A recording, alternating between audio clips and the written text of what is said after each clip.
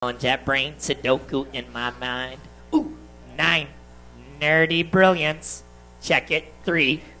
Well, Oh. Professor. Hey, What's happening? What's going on? It's Thursday. Whoa. Sudoku, brain knowledge, power. Oh my gosh. So you thinking this is the way to brilliance, isn't it? That's what everyone says. A crossword puzzle, Sudoku. You name it. You just sit down, don't move, Don't and just move. head down. Head down. Well, we got some news for the viewers at home, I think. Ooh, I like this. I think it's time to educate some people. Let's do it.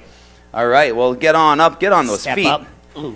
Hey, everybody at home, it's good to see you. Nerdy Thursday, episode 3 in the house. We're going to take you through how to enhance your brain. You know, a lot of people are worried these days about diseases like Alzheimer's, Parkinson's, a little dementia there, Professor. Yes. Have you heard a little bit about this? A lot. Brain disorders, issues, can't think, don't remember everything. I lost my keys.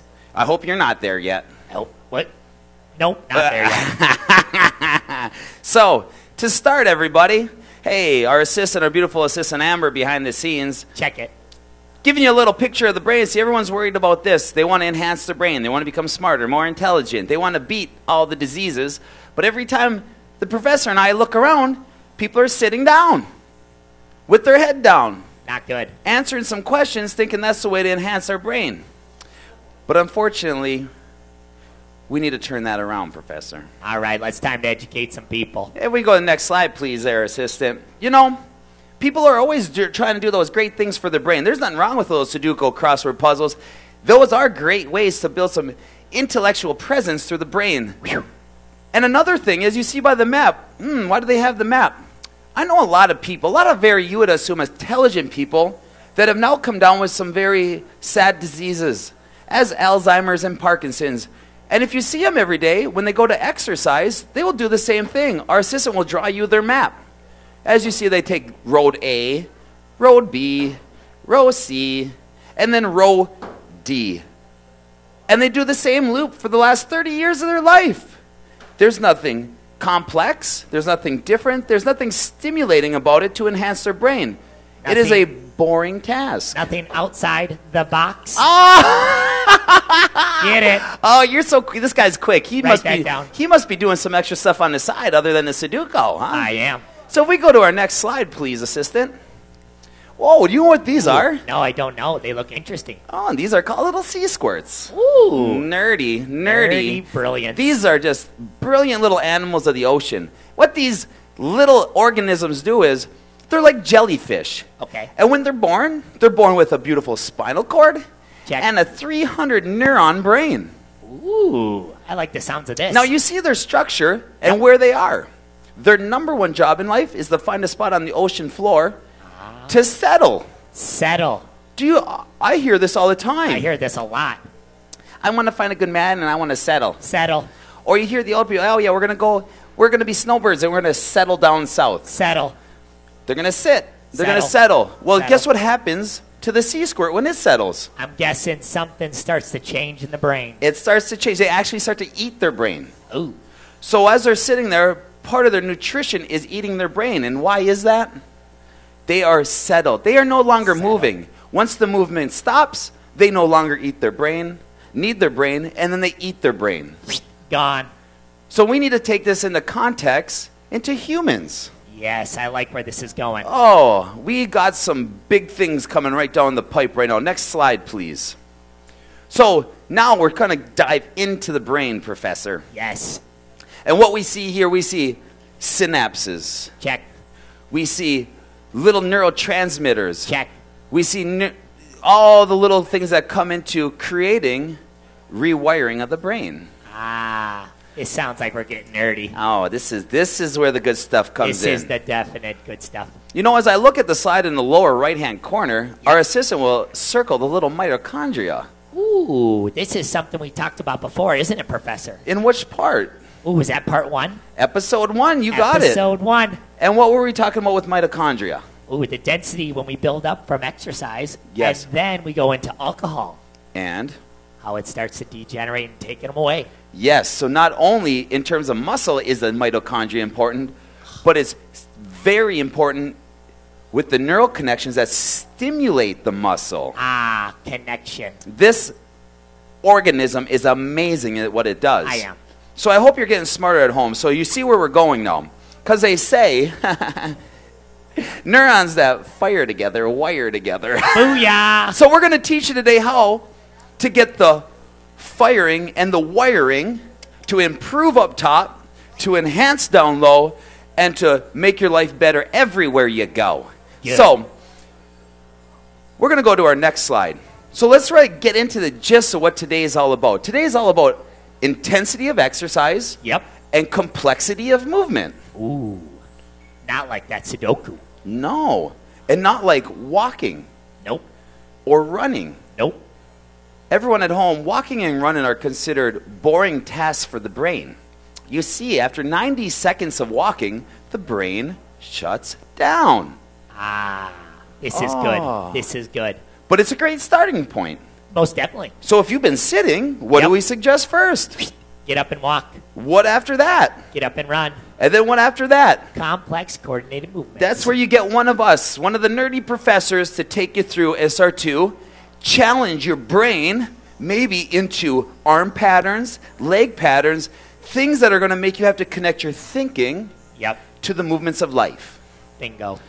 Beautiful. So what kind of things do we have around our laboratory that would be complex, Professor? Ooh, we have everything. We have ladders. We have group exercise classes. We have these beautiful things called personal trainers that keep us accountable and make sure we move daily, every day. Isn't it just brilliant? We have all these mechanisms to make sure we're enhancing you from the command central down to improve all the facets of life. But most importantly, through that complex coordinated movement, we need to have intensity. So that's where heart rate monitors come in. Yep. Most people think, I get a heart rate monitor to worry about this or worry about this. Actually, a heart rate monitor has so many important levels. And one major one is intensity in relation to blood flow to the brain. Bingo. Exercise can be low intense, it can be moderate intense, or it can be high intense. Now, people are always just too confused about numbers. Yes. We understand. We're nerdy. Duh. I would love a little number. Give it to me. But percentages can take away from the fun of the exercise. Yes. So at our laboratory, what have we been doing for the last 15 years? Keeping it simple. And how do we do that, Professor? Well, we use that heart rate monitor to have females burn 300 to 500 calories per an hour of exercise. Males, 500 to 800. So we built a zone. A zone. So we've been studying our zones for 15 years now, and what we found is the low end of the zone for men is 500, which is a low intense exercise. Yep. A medium portion of that zone is a moderate level exercise, and the high end of the zones is a high intense exercise. It sounds like a hit. Ah, you're so Get it. quick. Oh. Get it. Oh, you've been putting this stuff to work, Professor. You're quick Study. up top. Study. So everyone at home, your week should have a cross blend of intensities to Yes. stimulate the brain differently, Bingo. and it should have a cross training effect between all the activities. This is going good. This is a good. I sound like we're starting to add a little plan into everybody's life. Ooh, I think so. So we've been talking to you in the last couple episodes about a lot of nutrition and things like that. Today we're going to get you moving easy, and moving appropriately. Yes. So as you see by the slide still, you have the activity, you have the heart rate monitor. Bingo. Now we need to bring it together into an action plan. Love it. Because it's all about intensity and complex coordinated movement to stimulate your brain. Yes. So what do we suggest here, Professor? Well, from the list, we want 30 to 60 minutes of exercise daily. Yes. Why 30 to 60 minutes? Because it takes that long to deliver the appropriate amount of blood, oxygen, and nutrients to the brain, the command central, to start doing its wiring and firing job. Yes. Next we want to do, Oh, we want to make sure we're in that heart rate monitor to get our good calorie zones. that's right, and repeat again the zones for women and men. 300 to 500 for females, 500 to 800 for males. Now, if you don't have a heart rate monitor, please get a hold of us. We'll get one shipped out to you immediately and overnight, and then we will get it. You'll receive it set up, all ready to go. So all you have to do is put on the watch, put on the strap, and get in your zone. That easy. Bingo. Here's the thing about the zones, everyone.